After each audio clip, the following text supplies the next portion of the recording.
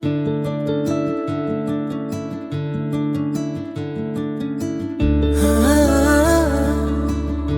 வயசான அம்மா அவங்க மகன்கிட்ட ஹாஸ்பிட்டல் போயிட்டு வரேன் அப்படின்னு சொல்லிட்டு கிளம்புனாங்களாம். அவங்க கிளம்புனதும் அந்த மகன் அவங்க மனைவி கிட்ட, ஏண்டி காலையில அம்மா வெறும் வயித்தோட போறாங்க, சாப்பிட்டு போங்கன்னு ஒரு வார்த்தை சொன்னியா, பட்னியோட இருப்பாங்க அப்படின்னு பயங்கரமா திட்டினாராம். அதுக்கு அவங்க மனைவி, ஏங்க எதுவும் தெரியாம பேசாதீங்க, டாக்டர் அவங்கள சாப்பிடாம தான் வர சொல்லியிருக்காங்க, ஏதோ டெஸ்ட் எடுக்கணுமா அப்படின்னு சொன்னாங்களாம்.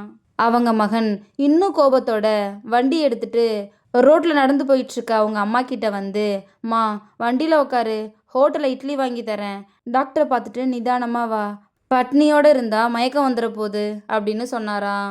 இதை கேட்ட அந்த அம்மா, டேய் அப்போ உன் பொண்டாட்டி வீட்டில் கட்டி கொடுத்த இட்லி என்னடா பண்ணுறது அப்படின்னு கேட்டாங்களாம். அந்த மகன், அம்மா அவள் அக்கறையோட உனக்கு சாப்பாடு செஞ்சு கொடுத்துருக்கா, இது தெரியாம நான் சண்டை போட்டுட்டு வந்துட்டேனே அப்படின்னு ஃபீல் பண்ணாராம். இதோட இந்த கதை முடிஞ்சிருச்சு. ஒரு சின்ன பையன் காய்கறிகளை தூக்கிக்கிட்டு ரோட்டில் நடந்து வரும்போது, அப்போ அந்த வழியில் இடையூறாக இருக்கிற ஒரு கல்லை பார்த்தானா. இதை பார்த்த அந்த சின்ன பையன், இந்த வழியில் வர்றவங்க போகிறவங்க யாராவது இந்த கல் தடுக்கி விழுந்தா என்ன ஆகிறது, ஆமாம் யாரோ விழுந்துட்டு போகிறாங்க, நமக்கு என்ன அப்படின்னு யோசிச்சுக்கிட்டே அவனும் அந்த கல்லை கடந்து அவனோட வீட்டுக்கு போனானா.